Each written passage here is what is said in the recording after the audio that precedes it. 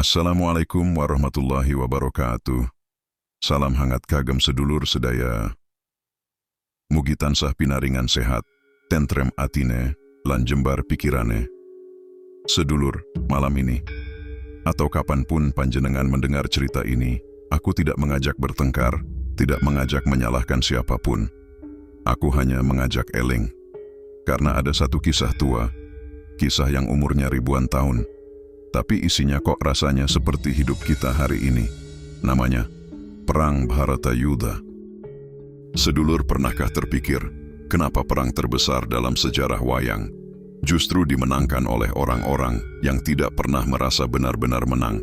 Kenapa setelah menang, yang tersisa bukan sorak-sorai, tapi air mata dan penyesalan? Iki dudu cerita babagan menang lan kalah. Iki cerita babagan manungsa. Monggo, kita mulai dari awal, pelan-pelan.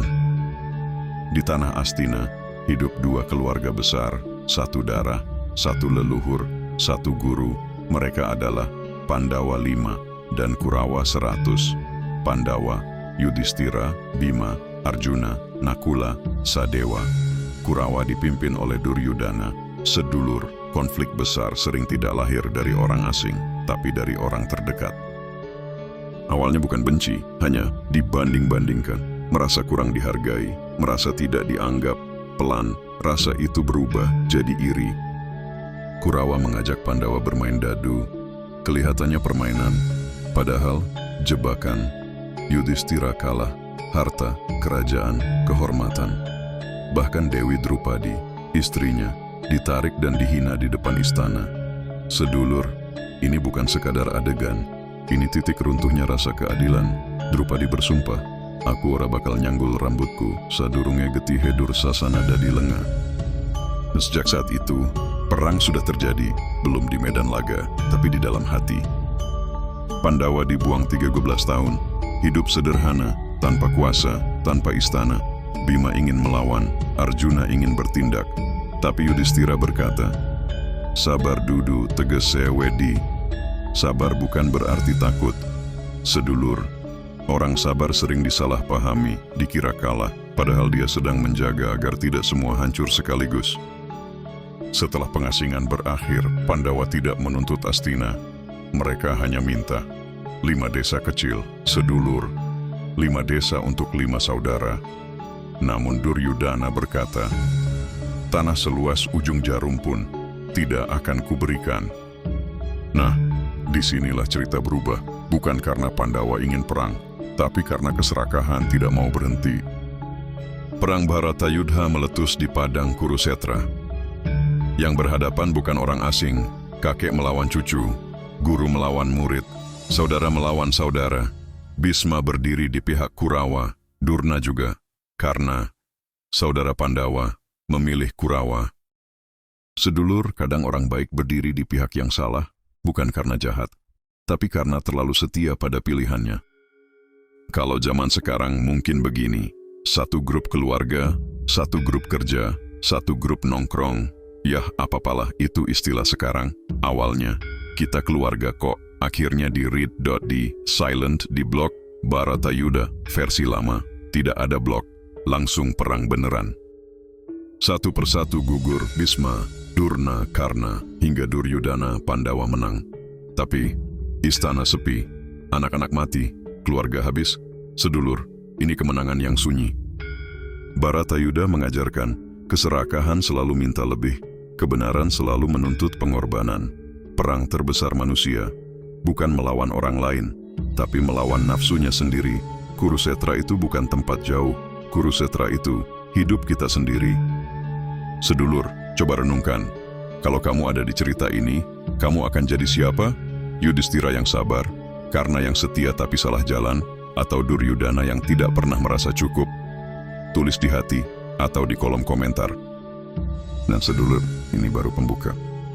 Karena di episode berikutnya, kita akan masuk ke hari pertama Perang Bharatayuddha saat Arjuna harus mengangkat senjata, melawan kakeknya sendiri, Bhisma. Sedulur sedoyo, kalau tadi kita wis tekan ing ambang perang, sekarang iki kita mlebu ing dino sing paling abot kanggo ati manungso. Perang Bharatayuddha resmi dimulai bukan oleh teriakan, bukan oleh dentuman senjata, tapi oleh keraguan. Di padang Kurusetra dua pasukan besar telah berhadapan, debu beterbangan, genderang perang ditabuh, panji-panji berkibar, Pandawa di satu sisi, Kurawa di sisi lain. Namun sedulur, saat semua siap bertempur, Arjuna justru menurunkan gandifanya. Tangannya gemetar, matanya basah. Kenapa? Karena di seberang sana, yang berdiri bukan musuh asing. Yang berdiri adalah Bisma, kakeknya sendiri, Durna, guru yang mengajarinya memanah, saudara, sepupu, keluarga.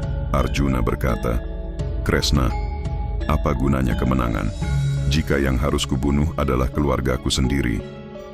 Sedulur ini bukan takut mati, ini takut kehilangan kemanusiaan.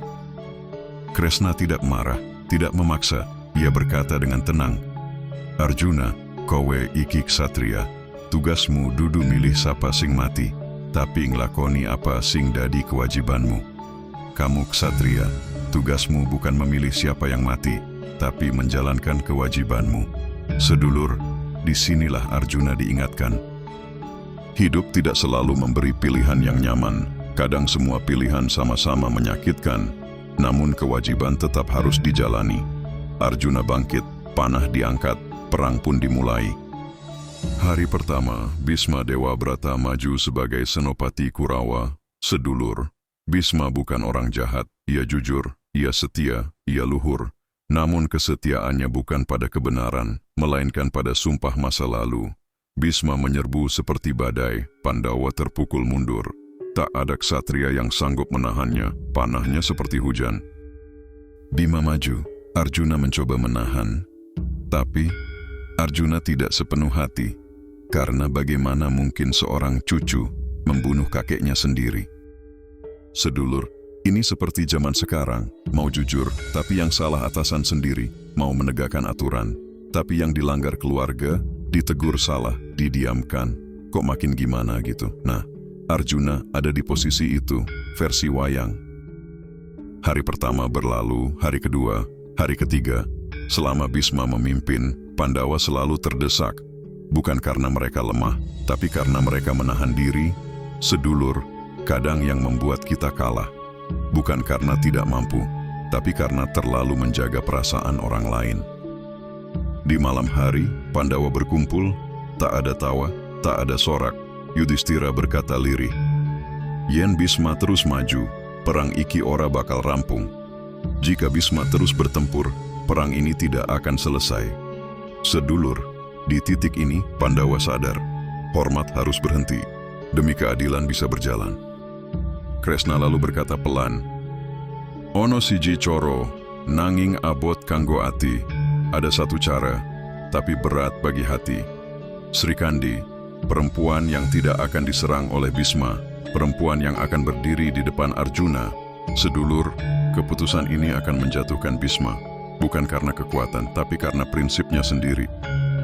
Sedulur, coba jawab jujur. Kalau kamu jadi Arjuna, apakah kamu sanggup mengangkat senjata melawan orang yang membesarkanmu? Atau kamu akan memilih mundur meski kebenaran dikorbankan? Tulis pendapatmu, kita rembugan bareng. Di episode selanjutnya, sedulur, kita akan masuk ke hari gugurnya Bisma Dewa Brata, ksatria paling setia, jatuh bukan oleh musuh, melainkan oleh sumpahnya sendiri. Monggo, yen kersa, kita lanjut. Ceritane makin dalam. Sedulur sedaya, ono wektu ing urip iki nalika wong sing paling kita hormati justru kudu kita lewati. Dudu amargo sengit, nanging amargo kahanan ora menehi dalan liyane. Dina iki, kita mlebuing dino gugurnya Bisma Dewa Brata. Sedulur, Bisma iku ksatria tanpa celah. Ora tau goroh, ora tau ngrebut, ora tau ngapusi. Sumpahe kuat, kesetiaane tanpa syarat. Nanging, ing kene letak tragedine. Bisma setia tanpa takon, setia marang tahta, setia marang janji, setia marang sistem. Di hari itu, Srikandi maju di depan Arjuna. Bisma berhenti, dudu amarga wedi, tapi amargo prinsip. Bisma ora bakal nyerang wanita. Sedulur, apa sing biyen dadi keluhuran, ing kene dadi titik rubuh. Arjuna, kanthi ati sing abot, nembakake panasaka balik Srikandi. Bisma orang bales, orang ngindar. Bisma tidak langsung gugur. badannya rubuh, nanging ora nyentuh lemah, panah-panah dadi ranjang. Sedulur, iki simbol, Bisma ora dikalahake, nanging milih wektu pati. Amarga dheweke duwe anugrah, icamrityu, mati miturut karsane dewe. Dheweke ngenteni wektu sing tepat, nalika srengenge wiwit bali menyang sisih lor. Nalika lagi rubuh, Bisma ora nyumpahi, ora nesu, dheweke malah menehi pitutur, marang Yudhistira bab kepemimpinan, marang Pandawa bab dharma, marang Kurawa bab keserakahan. Sedulur, wong sejati iku nalika, ambruk isih iso ngelingake liyane. Sedulur, yan saiki, Bisma iku kaya wong sing setia karo aturan kantor nurut sistem, kerja bagus. Nanging nalika sistem rusak, dheweke tetep manut, akhire dheweke sing paling lara. Saka Bisma kita sinau, 1. Kesetiaan tanpa kesadaran bisa dadi bencana. 2. Janji kudu dilakoni, nanging orang langgar nurani. 3. Aturan iku alat dudu Gusti. Sedulur, Bisma dudu wong ala, nanging dheweke telat milih kebenaran, laning urip telat milih kebenaran. Asring luwih lara tinimbang salah saka awal. Setelah Bisma gugur, perang berhenti sejenak. Ora ana sorak, ora ana tepuk tangan, sing ana mung meneng, isin lan rasa ilang. Pandawa menang dinaiku, nanging atine tidak merasakan menang. Sedulur sedaya, Bisma wis rubuh, nanging perang durung rampung. Ing episode sabanjure, kita bakal ketemu tragedi sing luwih abot maneh. Gugurnya Resi Dorna, guru sing kudu mati, amarga kebohongan sing perlu. Apa kebohongan bisa dibenarkan? Demi kebenaran sing luwih gede, monggo, yen kersa. Kita lanjut, ceritane makin jero, sedulur. Setelah gugurnya Bisma, 1. Resi Durna menjadi senapati. Setelah Bisma gugur, pihak Kurawa menunjuk Resi Durna sebagai panglima perang. Durna adalah guru Pandawa dan Kurawa.